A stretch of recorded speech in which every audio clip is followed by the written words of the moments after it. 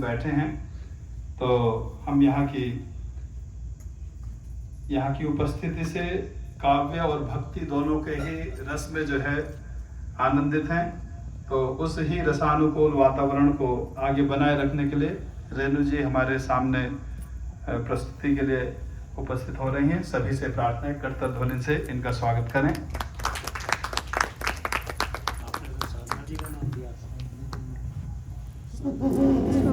चलो कोई नहीं, नेक्स्ट।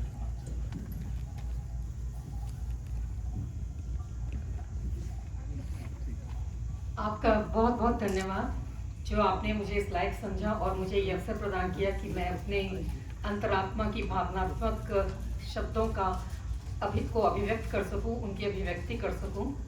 और आप सभी जानते हैं कि हम यहाँ क्यों एकत्रित हुए हैं। सर्वप्रथम मैं प्रथम पूजिताय श्री गणेशाय, मूलाधार स्थिताय श्री गणेशाय और विघ्न विनाशाय श्री गणेशाय जी को नमन करती हूँ और सरस्वती माँ को वंदन करती हूँ और आप सभी के दिलों में विराजमान परमात्मा को प्रणाम करती हूँ। मेरा प्रणाम स्वीकार कीजिए आप सभी जानते हैं कि हम यहाँ क्यों एकत्रित हुए हैं। आज हम एक दिवंगत आत्मा को श्रद्धांजलि, आपने कहा कि हमें ये शब्द का प्रयोग नहीं करना चाहिए, आपने बहुत सही फरमाया। तो जैसे जी ने कहा कि काव्यांजलि हम अर्पित करने के लिए यहाँ एकत्रित हुए हैं, तो हम अपने शब्दों में अपने अंतरात्मा की जो हमारी भावनात्मक हमारे शब्द हैं उनको हम अर्पित कर रहे हैं, उनकी अभिव्यक्ति कर रहे हैं। तो उम्मीद है मुझे कि मेरी अभिव्यक्ति आप सबको सम्मोहित करेगी। अगर किसी भी तरह की कोई अतिशयोक्ति हो जाए तो उसके लिए मैं अभी से क्षमा प्रार्थी हूँ।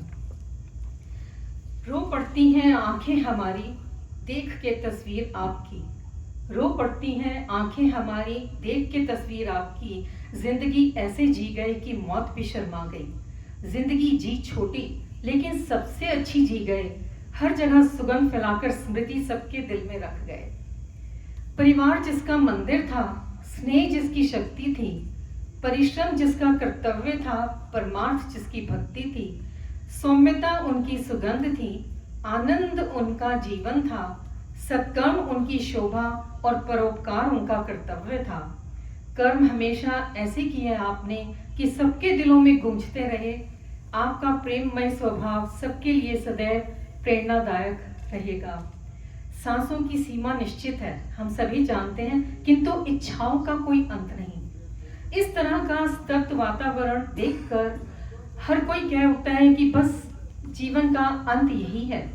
सभी के जीवन का अंत इसी प्रकार हुआ है और इसी प्रकार होता है।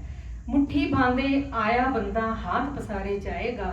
जीवन में जो भी प्राप्त किया वो यहीं रह जाएगा। ना धन साथ जाएगा, ना भवन, ना मोह साथ जाएगा, ना माया, ना मित्र साथ जाएगा और ना ही परिजन।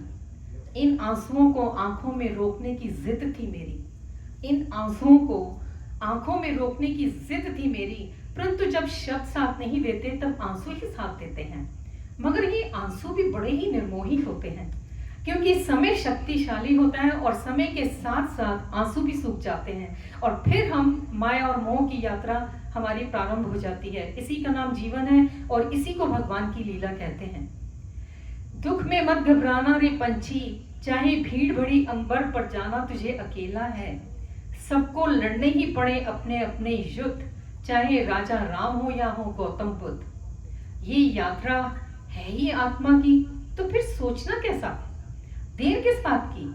आज अभी और इसी वक्त इसी क्षण हम इस भाव में आ जाएं, अपने गुरुओं की मदद मांगें और विश्वास बनाए रखें कि जो है अभी इसी पल में है, तो हम वो करें जो उन्हें पसंद था। यही हमारी श्रद्धा के फूल होंगे एक दिवंगत आत्मा के लिए। जब तुझसे न सुलझे तेरे उलझे हुए धंधे, जब तुझसे न सुलझे तेरे उलझे हुए धंधे, भगवान के इंसाफ पर सब छोड़ दे बंदे। खुद ही तेरी मुश्किल वो आसान करेगा, जो तू नहीं कर पाया वो भगवान करेगा, जो तू नहीं कर पाया वो भगवान करेगा। धन्यवाद।